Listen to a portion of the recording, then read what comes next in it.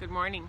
Denise Dryden here on Bainbridge Island in Washington. I'm doing my weekly Sunday morning video, and today I'm going to talk about what is splitting. And I'm going to do this fun thing because I was into it this morning. I started to go after just traditional, what is splitting, because I have a couple of families that are dealing with this in their family dynamics. And it just took a life of its own. So we're going to end up exploring things like what's going on in our political chaos, our leadership with the Saturn-Pluto conjunction, how to bring childhood trauma and wounds into this, and parenting and leadership. So, to start, what is splitting, the topic today, is that we all have natural defense mechanisms, right? And a defense mechanism is a technique that we have that jumps in to avoid feelings of fear or uncertainty or shame or something that comes up that we just like, no, not gonna feel that. It's automatic and it's unconscious, and it's usually an attempt to alleviate anxiety or alleviate some sort of feeling that we're trying to avoid, right? So it's a defense mechanism. So when we look at things like anger, anxiety, fear, sadness, overwhelm, it's like what happens when we start to swirl. Like, I can't keep my feet on the ground anymore. These things are overwhelming me. And when we go to the empath, when we go to the sensitive, the highly sensitive person, what we know is that when they are overwhelmed, that there's a swirl that happens, whether it comes from our physiological or our senses, that the lights are too bright, noises are too hard, the room's too crowded, it's too hot in here. Or when we go to emotional overwhelm, or we go into overstimulation in environment, like everything in this place just makes my head hurt, right? So we have this sort of rocking or instability that happens, and it swirls us into overwhelm. Now, a defense mechanism when we go into overwhelm is to go into a level of distortion, which is, this is so big, I don't know what to do with it, right? And that distortion in how you feel and how you see the world when too many things are going on in your head or in your body or with your emotions. So the most natural thing we can do when we're overwhelmed and our defense mechanisms are kicked in by fear or anxiety is that we narrow the scape. We narrow what's going on, and we break it into something that's really simple. Two things. This is good or this is bad. It's called splitting. It's where we polarize everything and go, oh yeah, that's good for me or that's bad. And we have this unusual sense of just dropping into black and white thinking because it's the easiest way to handle something.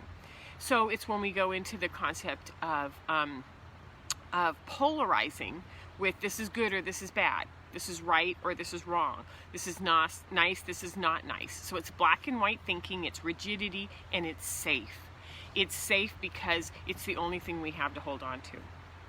And when we go into this narrow thinking, this polarized view of right or wrong, good or bad, we apply this to people, and we apply it to places and objects, and we apply it to ourselves, and we apply it to our beliefs, and we apply it to the situations. And I like the idea that as we're talking about this sort of chaos, the wind is sort of picking up and moving in intense levels with me. So when we focus on this selection basis, which is, I'm going to bring it down to something really simple, really black and white, it's based on either their positive or their negative attributes. So we do this, we see that, we do this ourselves, and we see this out in the world. We see this in politics. Right now we have very succinct lines between our party's good, that party's bad.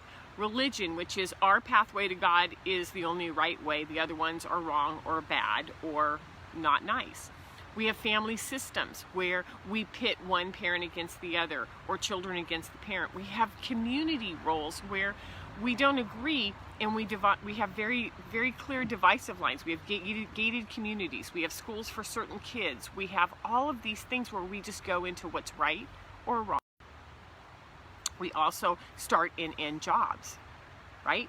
We start and end personal goals. And we split the world into categories and things that we can attach to and things that we can trust to. So let's go to another piece, which is what happens when we as adults have childhood wounds or childhood traumas that can be triggered. And I brought this tarot card, which as you can see is a knight who's got this imaginary stories over here and all these hot buttons all over his body that when we push on one of those, like one of those wounds, it hurts, right? And we become reactive. So when we get pushed or agitated or re-injured, it's easy to swirl. So as adults, going through life without knowing why we swirl, how we get overwhelmed, means that we have all these little targets around us that all we have to do is push, swirl, polarize, separate, alienate. It's like a really interesting pattern. So between 2012 and 2020, when we sort of had that shift and we had all the personal growth, new age, spiritual gurus and leaders talking to us about release, let go, do your work, get this stuff out of your body, I think a lot of us took that seriously and did the work.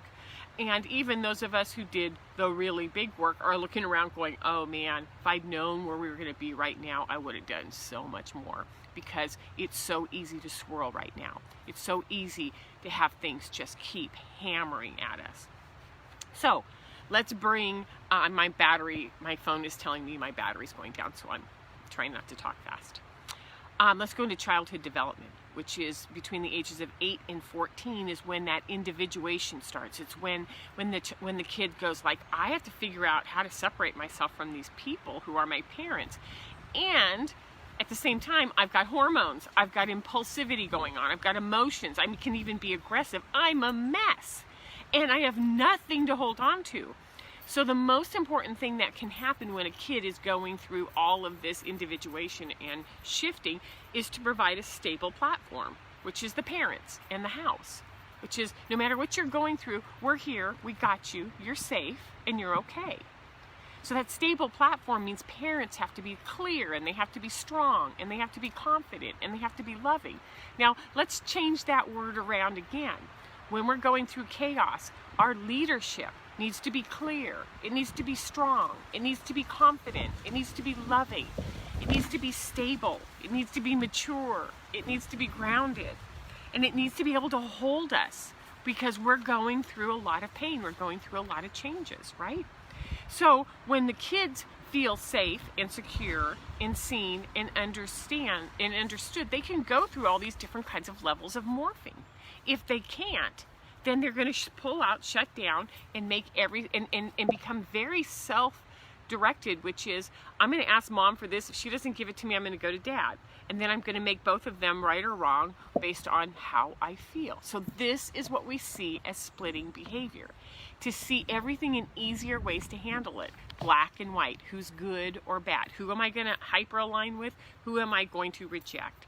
And if I can't do either of those, I'm just going to alienate and do my own life, which is where we see isolation. So, what causes instability is the unaddressed childhood wounds and traumas that we have as adults in our lives that we don't take care of before we step into leadership, parenting. When we have power struggles and we fight with other adults that we're trying to co-create a home with, or a relationship, or a marriage, or a government, right? There's abuse of power, which is, I don't care what you think, I'm just going to scream and yell until I get my own way, or I'm going to withhold money, or I'm going to say it's my way or the highway. And then when we have divorce, we have two homes and we have no alignment because maybe one or both of the parents aren't in the situation or have the ability to create a stable environment, okay? So when we're unstable as parents or leaders, we placate and we give in. We woo, we appease, we manipulate, we bribe. We threaten, and then we have no follow through. We don't know how to hold boundaries, and we blame other people, and we make ourselves try to look strong and good when we're actually not. So, it's just a lot of bluster. So where have we seen this? Where are we seeing this now? Are you seeing this in yourself? Are you seeing this in your family system? Are we seeing this in our leadership? Are we seeing this in our global sort of what's normal? And how do we begin to pull it back and say, if I'm in this splitting mode, this isn't working?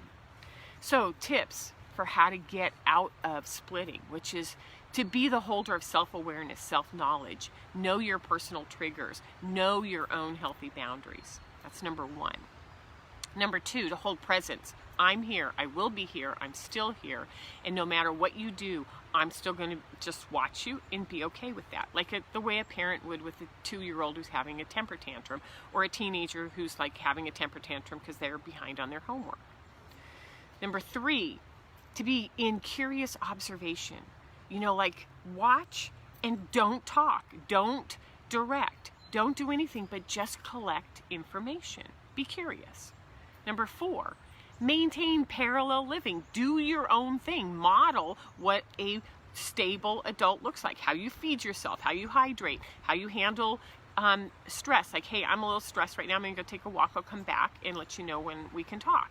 You model what it looks like to be a responsible adult. And you keep the parent in you, you keep the leader in you, you keep that kick-ass man in you alive, and you say, this is who I am, this is what I know how to do, and I keep feeding so that I'm getting stronger and stronger in clarity of who I am, so that you can be strong and you can be true and you can be flexible and you can listen. So these are the kinds of things I do in my coaching. I'm working with adults who are trying to pull apart old triggers, old reactions, adults who are trying to parent and trying to find out how to create stability, and adults who are in swirls because their kids are just acting out and they're alienating and they're splitting and they're going right down the middle. So that's the kind of stuff I do. If you want to find me, you can find me on DeniseDrydenCoaching.com. Coming up on the end of January, we're in Aquarius. It's a phenomenal time, and we have some rocking going on still, and you're going to notice that there's some instability. So what do you need to do to bring that down? Have a great Sunday. Take care. See you next week. Bye-bye.